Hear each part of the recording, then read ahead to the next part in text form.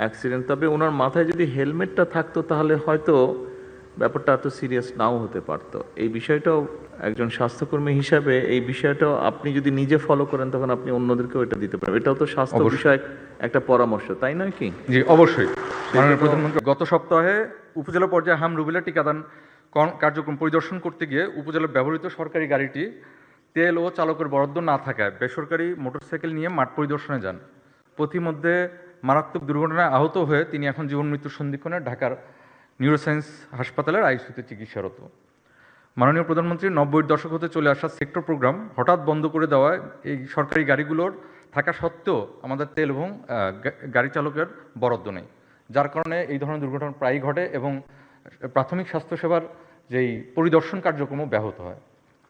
উপজেলার মানে দুর্ঘটনা যেটা ঘটেছে অবশ্যই অত্যন্ত দুঃখজনক এই বিষয়টা, অ্যাক্সিডেন্ট। তবে ওনার মাথায় যদি হেলমেটটা থাকতো তাহলে হয়তো ব্যাপারটা এত সিরিয়াস নাও হতে পারতো। এই বিষয়টাও একজন স্বাস্থ্যকর্মী হিসাবে এই বিষয়টাও আপনি যদি নিজে ফলো করেন তখন আপনি অন্যদেরকেও এটা দিতে পারবেন। এটাও তো স্বাস্থ্য বিষয়ক একটা পরামর্শ, তাই নয় কি? জি, অবশ্যই।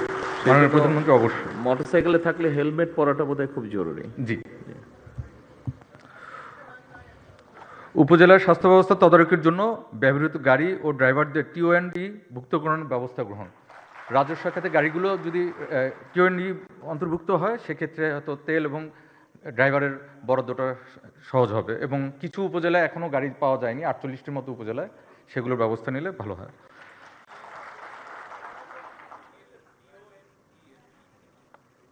ট্রান্সপোর্ট অধিদপ্তরের আন্ডারে রাজস্ব খাতের। এর বাইরেও দু একটি পয়েন্ট আমি বলবো। মাননীয় প্রধানমন্ত্রী উপজেলা পর্যায়ে লাইসেন্সবিহীন অবৈধ ডায়াগনস্টিক সেন্টার, ক্লিনিক, হাসপাতাল ও ওষুধের দোকান ইউএচএফপিগণকে প্রায়শঃ অভিযান চালাতে হয়। তাই জনগণের স্বাস্থ্যসেবার মান ঠিক রাখার জন্য এই সকল অভিযান পরিচালনার জন্য ইউএচএফপিদেরকে প্রয়োজনীয় প্রশাসনিক ক্ষমতা বা আইন প্রয়োগের ক্ষমতা প্রদান। মাননীয় প্রধানমন্ত্রী পদোন্নতির ক্ষেত্রে ইউএচএফপিদের জাতীয় পে স্কেলের 6ষ্ঠ থেকে 5ম গ্রেডে 5 বছরের চাকরিকাল বা ফিডার পিরিয়ড কমিয়ে 2 বছর করে নিয়ে আসার জন্য অনুরোধ জানাচ্ছি। দেশের প্রাথমিক স্বাস্থ্যসেবার মূল কারিগর মাঠ পর্যায়ে ইউএচএফপিদের প্রতিনিধি পলিসি লেভেলের ফোরামসমূহে অন্তর্ভুক্তি করার অনুরোধ জানাচ্ছি। প্রাথমিক ও জনস্বাস্থ্য সেবার মান উন্নয়নে স্বাস্থ্য প্রশাসন যুগোপযোগী করার লক্ষ্যে স্বাস্থ্য বিভাগের বিভিন্ন অধিদপ্তরসমূহ একীভূত অথবা সমন্বয় করার অনুরোধ জানাই।